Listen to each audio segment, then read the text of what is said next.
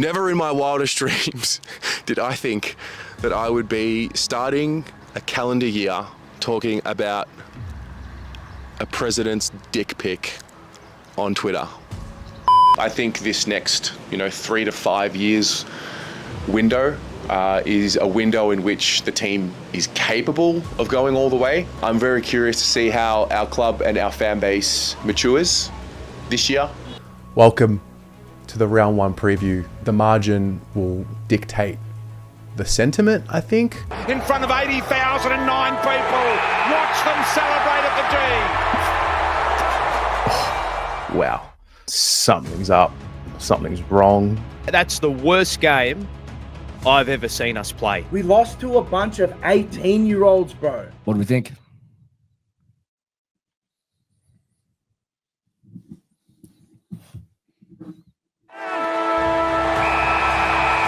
I'm left questioning, am I more sad and more angry than the players and everyone on the inside? How can we be the only team who has had a group that is stuck together for so long and it not be an advantage?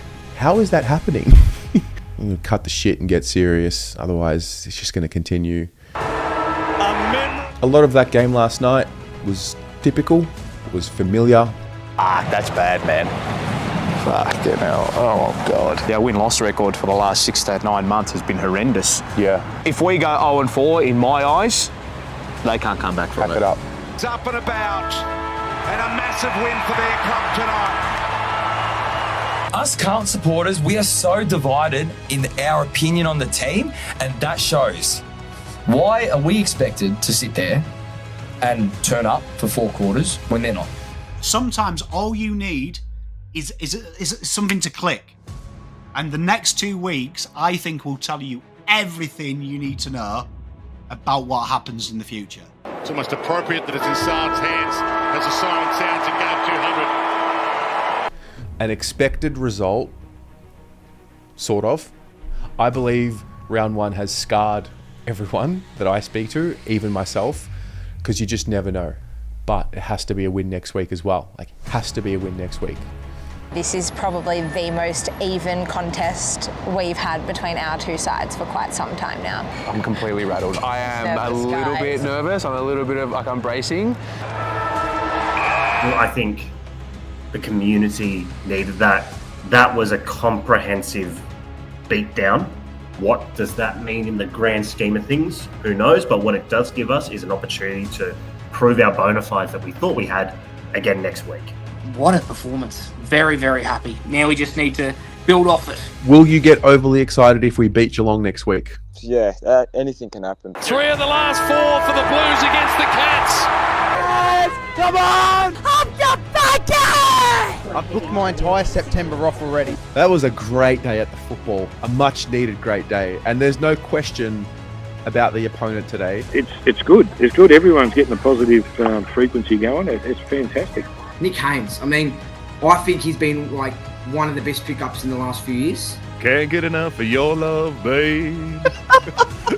The more I see, the more I want. Listen to this roar. Just disinterested. What you've got to do is you've got to play to your strengths. Adelaide play to their strengths. The Blues play to their habits. I just feel this sense of trepidation. There's a frustration about the team and about the club and the expectations not being met. You're in that middle tier right now. You are not in that top tier. You've never been in that top tier. Tom de Koning should play well, and then he'll sign his extension the day after on Saturday morning. Clip that. They have had an almighty crack. Can't be having You know what this flavour is, Jake? What is it? Saints tears? It's called humility. The kick's good. There was someone that came on the fan cams in the live chat last night. He's like, the classic bed shitting. It was, yeah, just a capitulation. It seems like we've been saying this for a while now, but if you're just 10% off, you've lost the game no matter who you are, and it just seems like we are that 10% off too often. I personally find myself in a spot now. Hopeful we do win, but I also understand that on any given day, our attitude could be off, and if our attitude's off, we lose. And the GWS Giants, they do dig deep. I saw 22 players in navy blue play with a seemingly concerning lack of desire. It felt like they were all playing in a comfortable way, and that doesn't win you games of football, let alone premierships. Wild that we're already halfway through, and there's almost this sense of a little bit of dread for what could come. Moving forward, it's going to be a very interesting second half of the year. There are moving parts. There are people whose jobs will not be there at the end of the year. Yeah. I thought we'd got over that last year when we went through that middle patch and went bang, bang, bang. And we were, 5-6 goals up against GWS. But since then, it has been an unmitigated disaster. The Blues better. It wasn't pretty, but you'd rather win the game ugly than lose honourably, eh?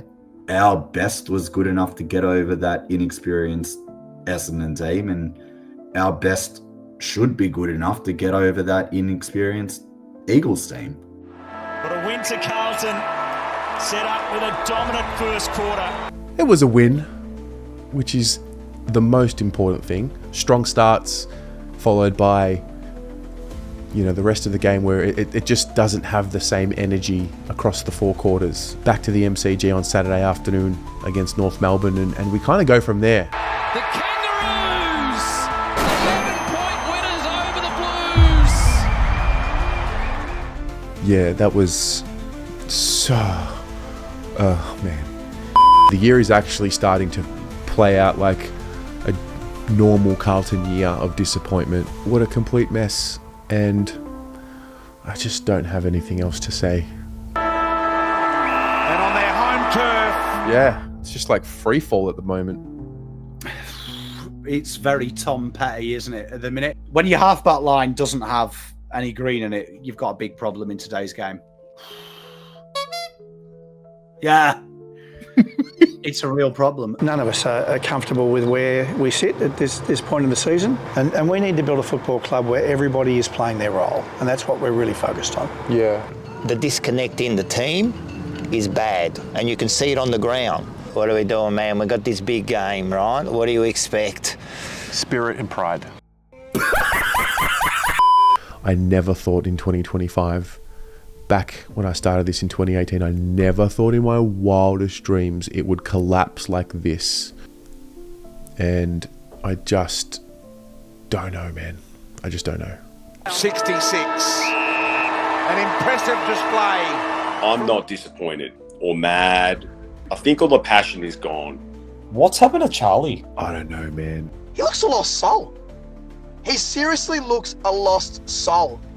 Can you imagine if Charlie kind of comes and says, I don't want to play for Carlton at the end of this year? Hope not. Hard fought, but enjoyable all the same. The kids just didn't have moments. They actually took control. Expectations and all that just paused for a minute. It's like, let's just enjoy the football. Like, this is what we're here to do. Here to enjoy the footy, and we're here to see the next wave of what's coming through. We won't get too long to enjoy it because the Hawks, 5 days, and we play them Thursday night. We'll be back at the MCG. Whatever. Clearly, his impact on football isn't just on field, but it's obviously been a lot off field. I think he deserves a big congratulations on his career. Very much but also so. just on what he's achieved to this point and the impact that he's had on football, just through the way that he's been able to get through and the way he holds himself and all that. I think he's going to be very dearly missed. The more sad part was our fucking display. Couldn't live for him. As a football club. To actually show our appreciation for a That's player the bit like that fucked me off the most. Yeah, I'm not saying I'm disappointed or whatever. For me, it was more of a shock, I would say. Carlton were brave early. I feel like I'm talking like it's 2018 again. Like, oh, there were 3 quarters, but they just fell away. And it's a shame. I'll cop. The team is shit. Poor performances. The game plan doesn't work. But for Harry O'Farrell to do his knee, like, are you fucking kidding me? Like, what are we living through? Like, what is happening? So anyway, that happens. That was a real kick in the dick. Drives it away by hand. Welcome to the Blue Abroad show here on the Francis Evans Abroad YouTube channel. And it might be the best inside 50 kick I have seen from a Carlton player in about 10 years. The breaking news, and that is that Brad Lloyd will depart the Carlton Football Club at the end of 2025. It's going to take time, and it's going to be a real challenge to get the club and the supporter base in unison. It's been a long season for the Blues fans, but this has been worth the wait. Mate, that was so much fun. It was close to a four-quarter performance as we've had pretty much all year, probably Good Friday withstanding. Credit to the boys. They went out there and they played like they just wanted to have fun. A lot of them just had that look of they were enjoying themselves out there today. Led from start to finish, that's what you want. They did it over there in the first meeting. We returned the favour. And isn't it fascinating to see such a dominant performance with a team that's just so young or inexperienced? And hopefully we get to finish the season strongly by destroying the Bombers. Right on the siren, the champ of 250 games. One thing I'll give the club credit for, they said they were going to finish strong, and they gave us these catchphrases and these sentences about wanting to finish strong, and they definitely did that. A bit of trust earned by some of these young guys, which is important. Yeah, I just want to say thank you to the Carlton faithful. Sorry, I'm not going to be a part of it anymore, but yeah, I just wanted to say thank you. You guys are the strength of the club.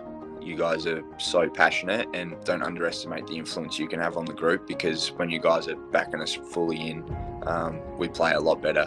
Kerno on Channel 9. Oh, he's not, is he? You fucking, I tell you what. I tell you what. Oh, mate, it's Goldberg. This is like a Goldberg type entrance. Hands in pockets. Here we go. Oh, yeah. Go on. Shaking hands, Pay smiling. up. Pay up. No money, no honey. Pay up. Pay up, you wankers. There it is. Oh, that's a deal. Fuck you, Charlie. Fuck you. Sorry, you dickhead. I'm really pleased with the net result of the trade period, and I'm well aware of, being the Carlton supporter that I am, the power of our supporter base and making sure that they're engaged in and proud of our club into the future. I think we even spoke about it last time, man. There was like a dark cloud hanging over our club. Yep. It feels like it's evaporating slowly now. As the siren sounds here at Icon Park, Carlton have won their second final and have won their way into a preliminary final for the first time. Oh my God, I am buzzing. What a dominant performance from start to finish. So with pick 3, Carlton select Harry Dean. Harry Dean is an incredible defender, but what people don't think, he is the general down the back. And you're also getting the third best player in the draft. So welcome to the club, Harry Dean. Long may it continue. It seems like if you read between the lines of what has been brought into the club, there's a real focus on the environment, the culture, and the characters. It's going to be interesting to see what happens next year. I don't know if I say it enough, but I really do appreciate what I have and what we have. I really want to say thank you to you, no matter what you've done to support, whether it's financially or just by watching, because that also does support. And I'll see you soon. Go Blues.